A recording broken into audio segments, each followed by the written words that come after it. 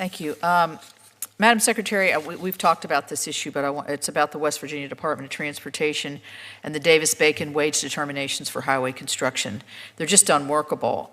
When the Biden administration published these wage determinations, West Virginia DOT was not given any prior notice of the proposed changes and therefore was unable to provide feedback and comments to DOL before publication.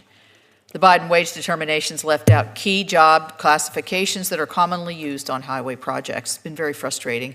The absence of these classifications has required West Virginia DOT to go through a complicated administrative process with DOL to determine proper wages. You know, we're missing the construction season here as part of what I'm doing, or getting to. This has been significant delays in advertising, but also awarding construction projects. I know that your staff has been working on this with our West Virginia DOT and with me and my office to make sure that our highways are safe and durable and drivable. So will you commit to continue working with me to resolve this issue to ensure that West Virginia's highway construction projects can begin without undue burden? Yeah, absolutely. And I know my staff has been in touch with your staff and West Virginia DOT to try to resolve these specific issues. I am committed to working with the wage and hour to ensure that prevailing wage are being correctly calculated and applied appropriately. So I am committed to working with you on this issue. Thank you. That's a timely request. Let's talk about MSHA. I mentioned it in my opening statements. Obviously, it's important to a state like West Virginia, the health and safety of our nation's minors. I'm really concerned because I'm hearing from my constituents that MSHA offices in West Virginia are closing. I'm worried that will reduce the number of mine inspections, which are essential to ensuring that coal that powers our nation is mined safely and that workers return home to their families. West Virginians know far too well the importance of keeping our miners safe on the job, having endured the tragedies that I mentioned earlier. Can you elaborate on MSHA's plan for office closures in West Virginia? And I'm going to name the three that we had heard recently that were going to be closed. Those were in Summersville, Mount Hope, and in Welch.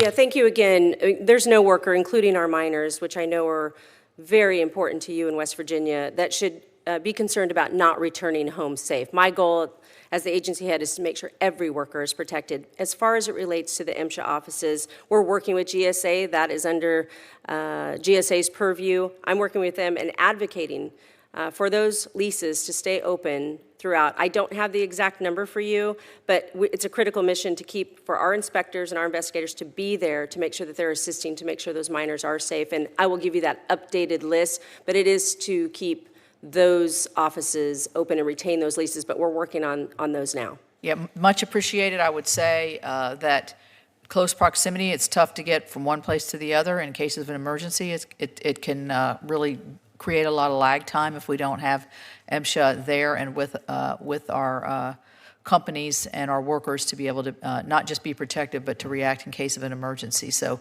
absolutely, please keep that front and center. Let me ask you this question. What is it, Make America Skilled Again? That's right. Okay. When you say that you've folded, I think I'm hearing that you folded workforce programs into one big bucket. Is that how you're doing? How many different programs do we have in workforce development? Well, there are several, and the goal is to work with our state partners. I can tell you, as I tour around,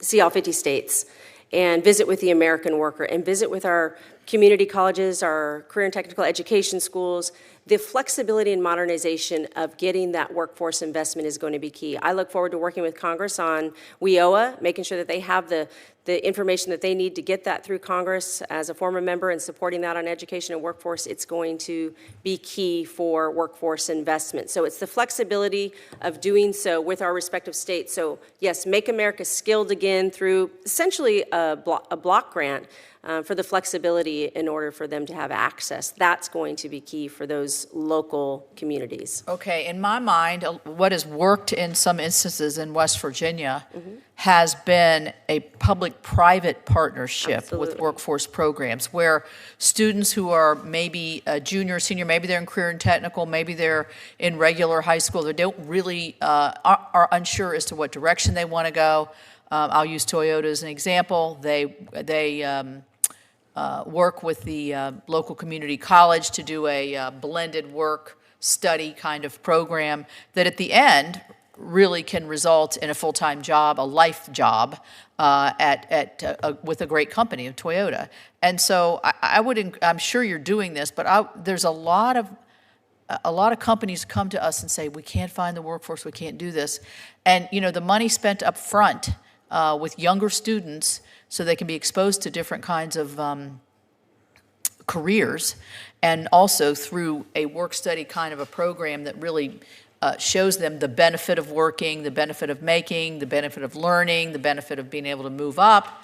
I mean, we have to have the private sector right there with us with the Department. I couldn't agree with you more. The sponsorship, so to speak, of these companies. Right. I just visited that in Arizona, the exact same model. And we're seeing best practices across the country from a lot of our businesses working with our local education systems to do just that. It's finally that connection between what is the market demand, how can we train them specifically in their respective states, and have the outcome for the companies who are asking us for A, B, and C of the type of workers they need. And so how we connect those dots is essential for me. And so that is the key to my America at Work tour, to visit all 50 states and understand what the market demand is and how we connect those dots. And that is going to come through Make America Skilled Again grants. Thank you. Senator